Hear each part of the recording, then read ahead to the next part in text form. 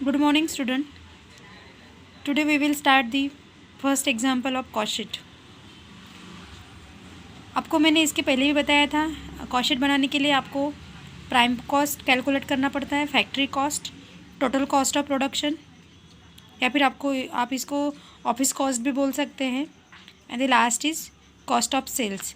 आपको आपकी प्रोडक्शन की जो भी सेल्स की वैल्यू है वो फाइंड आउट करने के लिए पूरे जो एक्सपेंसेस हुए हैं प्रोडक्शन के ऊपर वो आपको कैलकुलेट करने पड़ते हैं by the process of prime cost, factory cost, office cost, and the last we will find the cost of sale amount.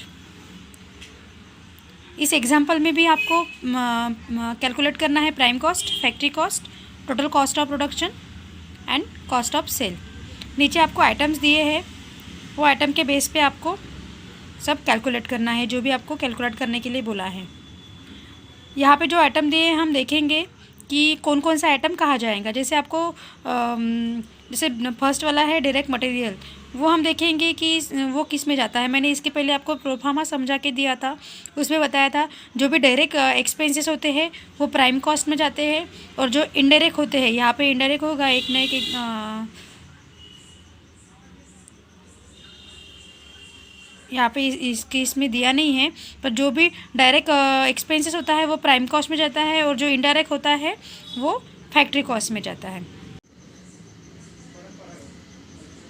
इस फॉर्मेट में जितने भी आपको एक्सपेंसेस दिए हैं, इस बेस पे आपको कॉस्ट ऑफ सेल के अमाउंट लास्ट में फाइंड आउट करने हैं। ये जो पूरे के पूरे आइटम्स है वो एक्सपेंसेस है आपके प्रोडक्शन के। हम एक एक करके देखेंगे कौन सा आइटम कहाँ पे जाएगा। जैसे फर्स्ट है डायरेक्ट मटेरियल। डायरेक्ट मटेरियल मैंने जैसे बोला है प्राइम कॉस्ट में जाएगा, सबसे फर्स्ट ही हम लिखेंगे, जो कि हमारा रॉ मटेरियल होता है। नेक्स्ट है डायरेक्ट वेजेस, ये भी प्राइम कॉस्ट में जाएगा क्योंकि डायरेक्ट है। And the next is direct expenses, ये तीनों जो डायरेक्ट है वो प्राइम कॉस्ट में जाएगा, प्राइम कॉस्ट में कैलकुलेट होगा। जैसे देखो यहाँ पे लिखा है, सबसे पहले जब कॉस्ट शीट बनाई जाती है तो इसमें पर्टिकुलर्स का कॉलम बनेगा और टोटल कॉस्ट का बनेगा। ये एक्स्ट्रा का कॉलम है, आपके इस पे है, आप बनाना चाहते हो तो बना सकते हो, या फिर यहीं पे आप पूरा का पूरा कैलसी कर सकते हो अमाउंट का। तो सबसे पहले प्राइम कॉस्ट जब करेंगे कैलकुलेट, तो सबसे पहले हम लिखेंगे, जैसे इस क्वेश्चन में है direct material, direct wages and direct expenses की जो भी वैल्यू है वो हम सबसे पहले लिखेंगे, क्योंकि रॉ मटेरियल है, सबसे पहले जो लेबर लगे वो है, और डायरेक्ट एक्सपेंसेस है।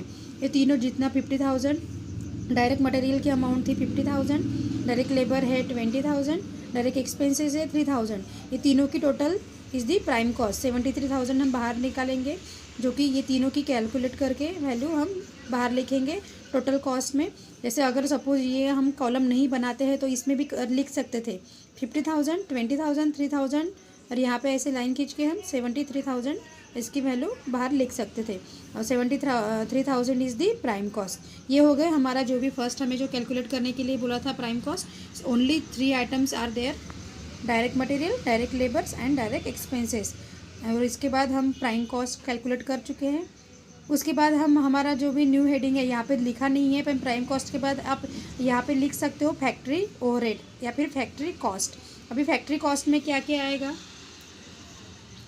ऑयल एंड वेस्टेज, ये भी फैक्ट्री में जाएगा क्योंकि मशीन्स को हम ऑयल देते हैं।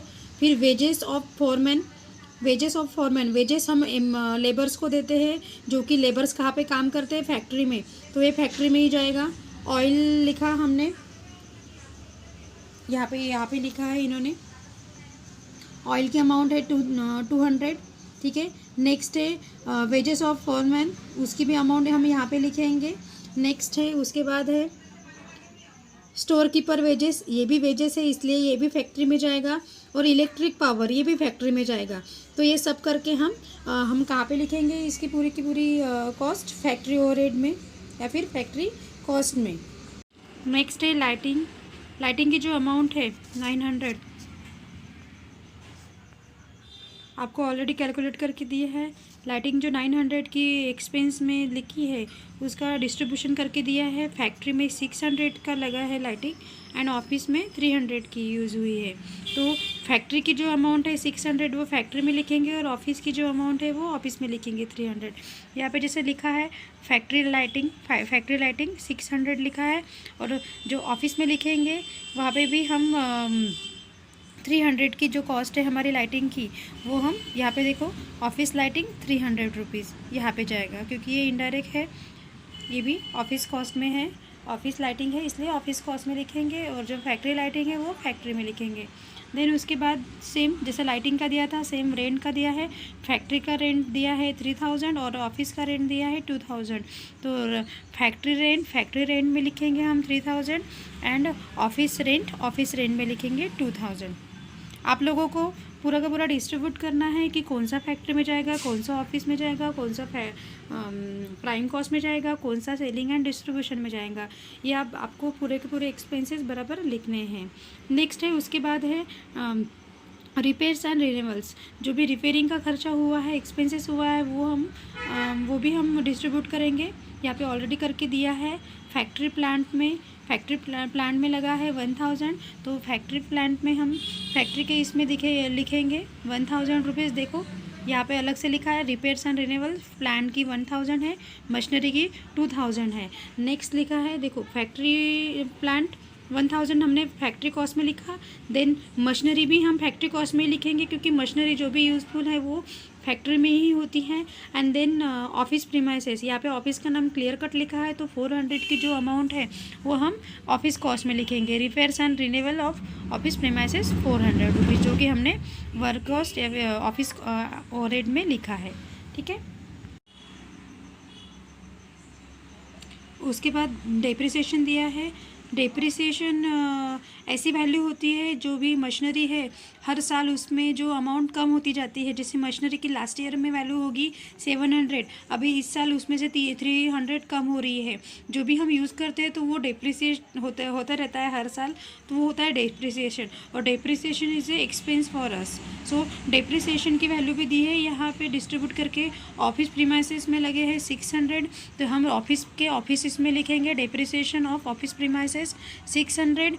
एंड नेक्स्ट है प्लांट एंड मशीनरी डेप्रिसिएट हुआ है, तो प्लांट एंड मशीनरी कहाँ पे होता है, फैक्ट्री कॉस्ट में, तो उसका डेप्रिसिएशन की जो अमाउंट है कितनी 300 की अमाउंट डेप्रिसिएशन के नाम से प्लांट एंड मशीनरी 300 हम यहाँ पे लिखेंगे। ये हो गया हमारे डेप्रिसिएशन की। इसके पहले मैंने आपको बताया नहीं आपको क्या करना है। आपको 4 आइटम फाइंड आउट करने हैं हमेशा। जब भी कॉस्ट शीट बनाएंगे तब आपको सबसे पहला है प्राइम कॉस्ट है।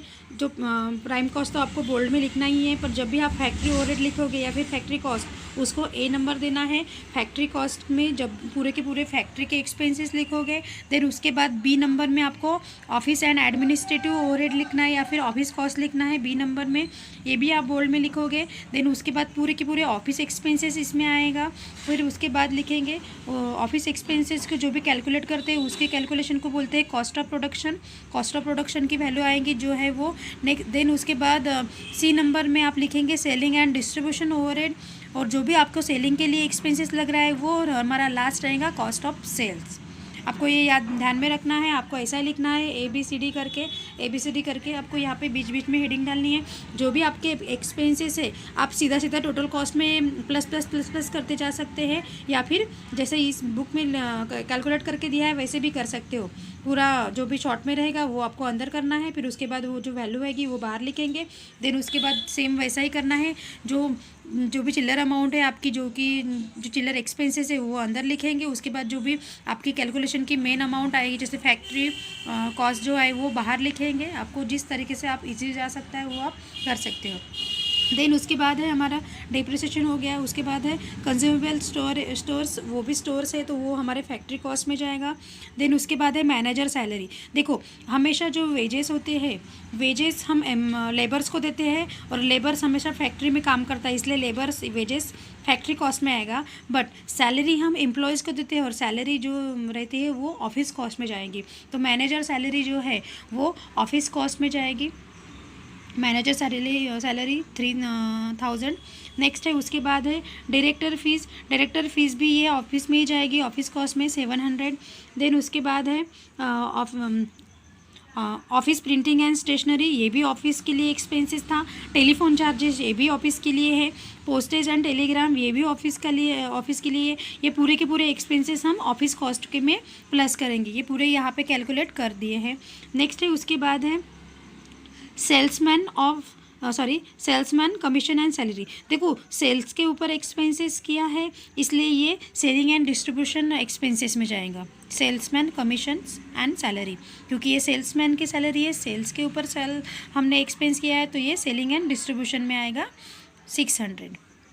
देन उसके बाद है ट्रैवलिंग एक्सपेंसेस। ये ट्रैवलिंग भी हम सेल्स के ऊपर ही करेंगे, क्योंकि यहाँ का माल वहाँ पे अगर हम ट्रांसफ़र कर रहे हैं, ट्रैवलिंग एक्सपेंसेस लग रहा है, तो हम ये भी एक्सपेंसेस सेलिंग एंड डिस्ट्रीब्यूशन में ही करेंगे, ट्रैवलिंग एक्सपेंसेस 300। देन उसके बाद है एडवर्टाइजिंग भी हम हमारा पूरा का पूरा प्रोडक्ट फिनिश्ड गुड होने के बाद ही हम एडवर्टाइज़ करते हैं, तो ये भी एडवर्टाइजमेंट सेलिंग एंड डिस्ट्रीब्यूशन में ही जाएगा। देन उसके बाद है वेयर हाउस मतलब गोडाउन के जो चार्जेस है वो भी सेलिंग में जाएगा, क्योंकि सेलिंग एक्सपेंसेस है। एंड देन लास्ट में है कैरिएज आउटवर्ड, कैरिएज भी करना, ये भी एक्सपेंसेस है सेलिंग को लेके, तो सेलिंग एंड डिस्ट्रीब्यूशन में ही जाएगा ये पूरे के पूरे एक्सपेंसेस यहाँ पे प्लस होके सेलिंग एंड डिस्ट्रीब्यूशन। तो हमारी सबसे लास्ट में एक्सपेंसेस की वैल्यू आ गई, जो भी हमारा कॉस्ट ऑफ सेल है 95,300, मतलब इतना खर्चा हमें हुआ है।